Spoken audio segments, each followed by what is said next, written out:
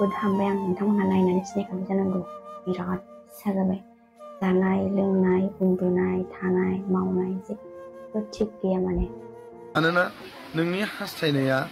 आलादाब्ला बे हास्थायनायाव आलादा रोखोमनि हास्थायनाय थागोन सोरबा सिगां गोसो थोलायनायखौ मोननो थाखाय हास्थायनाय सोरबा लाइफआव साक्सेस जानो थाखाय लुबैनायखौ हास्थायनाय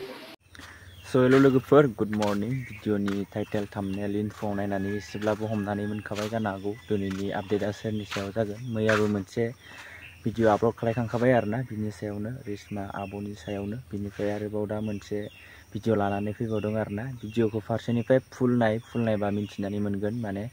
आब' रिस्माया माब्रै खारनाय रसमा ना रिस्मा रसमासो जानो हागौ माने मानो खारनाय नैबे भिडिअखौ फारसेनिफ्राय फुल नायबा मिन्थिनानै मोनगोन सासे ब्रादारा मोनसे मोजाङैनो बिबुंथि होदों आरोना नैबे भिडिअखौ फारसेनिफ्राय नाय आरो सोरबाफोर जुदि चेनेलाव गोदानै फैदोंबा अन्नानै लाइक कमेन्ट शेयार आरो साबस्क्राइब खालामनानै होलां आंनि बे मनजय बर' अफिसियेल इउटुब चेनेलखौबो नोंथांमोना बिदिब्ला फार्स्टआवनो नैबे आपडेटखौ नायनानै लाग्रो बाय लोगोफोर नोंथांमोनखौ आंनि गोदान भिडिअआव बयखौबो बरायबाय आसा खालामो नोंथांमोना इसोरनि अननायाव गासिबो मोजाङैनो दं आं मोजांथ' गैया जोबोद हामबाय आं नोंथांमोनहा नायनानै सिनायखाबाय जानांगौ बिराद साजाबाय जानाय लोंनाय उन्दुनाय थानाय मावनाय जेबो थिग गैया खुलुमबाय रायजोफोर बे गाहायाव जितु रसमा ब्रह्मनि फटक होना दोनदों नुबाय थादोंमोन फेसबुकआव क्लियार जायाखैमोन नाथाय दायो बड'लेण्ड रादाबनि गेजेरजों दा पस्ट होनायनि गेजेरजों रोखा जाबाय जे रसमाया गमामायै गोमानानै दङ नाथाय बेखौ क्लियार खालामना होनाय जायाखै जे गमामायै सोरबा हौवाजों खारदों ना हारसिं खारदों ना बहा खारदों जायखिजाया बियो न'निफ्राय गोमानानै दङ बिनिफ्राय बेयाव माखासे साननांगौ बाथ्रा दङ किसुमान पस्टआव बुंदों हौवाया सानफ्रोमबो बुबाय थायोमोन जौ लोंनानै आरो हौवाया गोबां जौ लोङो बे मोनसे बेनिफ्राय मोनसेया जाबाय नैबे जाय फटक होदों नैबे सेंग्राजों खारदों होननानै बुंदों दा बबे मोनसेया सैथो आरो मा बेखौ जों हमना मोनाखै जानो हागौ बै सेंग्राजोंनो खारदोंबो जानो हागौ आरो जानो हागौ हौवाया बुबाय थानायनि थाखाय बा रायनायनि थाखाय जौ लोंबाय थानायनि थाखाय साइड जानानै बा खारखोमानानै दङबो जानोबो हागौ दा जेखि जादोला आं मोनसे पइन्टखौसो हमहरबाय जे रसमाया 26 बोसोर जाबाय 26 बोसोर आरो बेहा फिसाजोबो सासे दङ बायदि मोनदों आङो खमसे खम 8-10 बोसोरसो जानाय बुंनो थाङोब्ला रसमाया उन्दैयावनो हाबा जानाय होनना बुंनांसिगोन उन्दैयावनो हाबा जानाय बे रसमाया खारनायजों लोगोसेनो बेखौनो सरजाबफानानै आं दिनै बेखौनो बुंनो इच्छा खालामबाय सोरबाया गोसोनि लुबैनायखौ जाफुंहोनो खारो आरो सोरबाया गोसोनि दुखुखौ हमथानो हायियाव खारो आरो सोरबाया लोगोसेनो जास्ट ओरैनो जेबो प्लानिं गैया जास्ट इन्जयमेन्टनि थाखाय खारो दा रसमाया बबे मोनसे दुखुखौ लानानै बा बबे मोनसे पइन्टखौ लानानै खारखो जोंहा बेयाव बुंनो हानाय राइट पइन्ट गैया फिक्स पइन्ट गैया दायो खिन्थु मानसिफोरनि जिथु पस्ट होबाय थादों बेखौ नायोब्ला गमामायै गुबुन हौवाजों खारदों बेखौ रोखाहै नुहुरो नाथाय जोङो गुबुन हौवाजों खारदों होननानैबो आसि थुनानैबो जों दायो बुंनो हाया मानोना रावबो न'निफ्रायबो क्लियारिफिकेसन होआखै दाहालागै 8 दिन जाबाय मानोना 8 तारिखनिफ्रायनो गैया ना 8 तारिखनिफ्रायनो गैया अब्लाथ' नै गोबावानो जाबाय गोमानाया मानो होआखैमोन ससियेल मिडियायाव एक्चुअलि गोमानायखौ बहा थांदों बहा थाङाखै दिनैसिम 8 दिन जाबाय दा मानसिफोरनि जिथु खारनायनि जाहोन जेरैहाय गोसोनि दुखुखौ हमथानो हायै गोरबोनि बा गोसोनि लुबैनायफोरखौ जाफुंहोनो थाखाय आरो जेबो थांखि गैयालासेनो गोदाव सोराव खारलाबायनाय बेबायदि थायो नालाय